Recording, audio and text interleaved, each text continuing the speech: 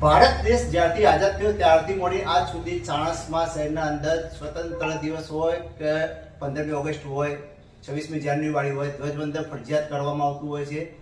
રાષ્ટ્રપ્રેમી જનતાના અંદર અનેક રાષ્ટ્રપ્રેમી જનતામાં એટલો બધો ઉત્સાહ હોય કે ધ્વજવંદન કરવા માટે સ્કૂલના બાળકો, વડીલો, બહેનો દરેક લોકો આવતા હોય છે. પણ આજે ચાણસ્મા શહેરના અંદર આઝાદી પછી પ્રથમ એવો દિવસ આવ્યો છે કે જે ધ્વજવંદન કરવામાં નથી આવ્યું.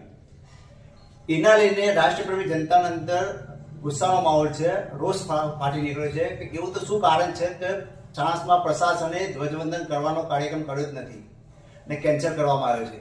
તો આપણી સાથે છે ચાણસ્માના ભૂતપૂર્વ નગરપાલિકાના ભૂતપૂર્વ પ્રમુખ અને ગામના અગ્રણી વિષ્ણુભાઈ પટેલ, જે કહે છે કે શું તકલીફ હતી કરી નથી.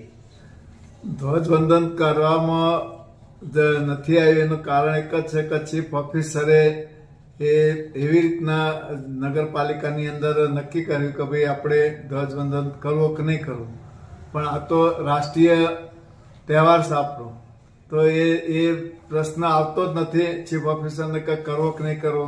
તો એમને પ્રમુખને પૂછ્યું તો પ્રમુખને તો નવા જ છે, લેડીઝ છે, એટલે એને બિચારાને ખ્યાલ તો કોઈ આવે નહીં, એટલે એમને તો નરવા કુંજવા કરીને કહી દીધું કે સાહેબ જે થતું હોય કરો. તો ચીફ ઓફિસરે આવું કોઈ પગલું ભર્યું નથી.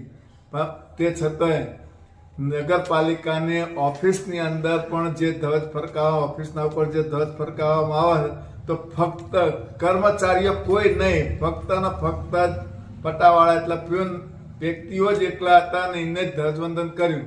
તો મેન ધ્વજવંદન જે આપણા ગામનું અમારા જૂના પોલીસ સ્ટેશન જૂની મામલતદાર કચેરી આગળ વર્ષોથી થતું હતું, જ્યારથી જ આપણો દેશ આઝાદ થયો ત્યારથી તે આજ સુધી થઈ ગયો. પણ આજે એવો દિવસ આવ્યો કે જે આજે એમને ધ્વજવંદન કર્યું જ નહીં.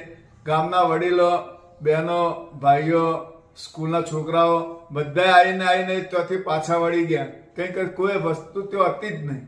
હું પોતે પણ તો ગયો તો સવારે તો કોઈ વસ્તુ કોઈ હતા જ નહીં, કોઈ કર્મચારીઓ નહીં, કોઈ વ્યક્તિ નહોતા. તો આ કેવી રીતના ચલાવી લેવાય? ખરેખર ઉપરના લેવલે જે રાજકીય લોકો છે તેમનું ખરેખર આનું ધ્યાન રાખવું જોઈએ ને એમનું ધ્યાન દોરીએ છીએ અમે કે ફરીથી આવો ભૂલ ના થાય ને ખરેખર કર્મચારી જે આના પેલા હોય જવાબદાર વ્યક્તિઓ, કર્મચારી, એમના ઉપર કાયદેસર કાર્યવાહી થવી જોઈએ.